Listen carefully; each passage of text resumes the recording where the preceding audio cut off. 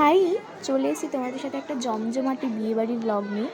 আমরা গিয়েছিলাম পূজার বিয়েতে। হ্যাঁ, পূজা কে ছিল বলছি, পূজা ছিল আমাদের কলেজ ফ্রেন্ড। আর এই বিয়েটা আলিপুরদুয়ারে ছিল না, ওর বাড়ি ছিল দিনহাটাতে। আর আমরা সেইখানেই বিয়ে অ্যাটেন্ড করতে গিয়েছিলাম। আর পূজাকে দেখো কি মিষ্টি লাগছে। যেতে যেতেই ও আশীর্বাদ পর্ব শুরু হয়ে গিয়েছিল, আর ছেলের বাড়ি থেকে লোক অলরেডি চলে এসেছিলো। আর সেই দিনটা এত ঠান্ডা ছিল, ঘন কুয়াশায় চারদিকটা ঘেরা ছিল, এরকম মনে হচ্ছে রাস্তায় কিচ্ছু দেখা যাচ্ছিল না। আর এটা ছিল মামার কোলে বসেছিল। আশীর্বাদ করা সমস্ত কিছু কমপ্লিট হয়ে গেল। এরপর ওর মা বাবা এসে আশীর্বাদ করলো।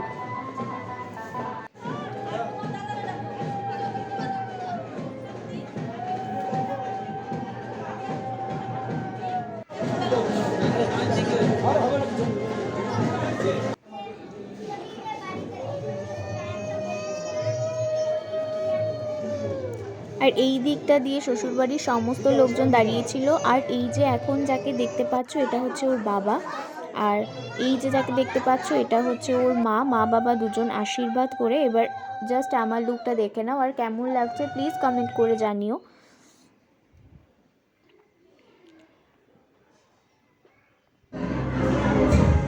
বলো বলো কেমন লাগছিল। হ্যাঁ, আমার বোনকেও কিন্তু দেখাবো, আমার বোনকেও বেশ সুন্দর লাগছিল।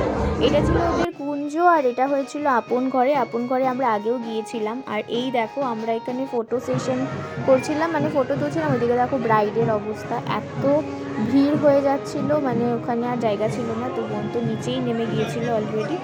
আর পূজা বসে বসে বোর হচ্ছিল ঠিকই, মানে এত ফটো সেশন তুলতে মানে প্রায় অনেকটা বেজে গিয়েছিল। আর ওদের বিয়েটাও অনেক লেট হয়েই শুরু করেছিল। আর এখন আমরা বিদায় জানাচ্ছি, কারণ অনেকটা রাত হয়ে গেছে। নেক্সট ব্লগ খুব তাড়াতাড়ি আসছে। বাই।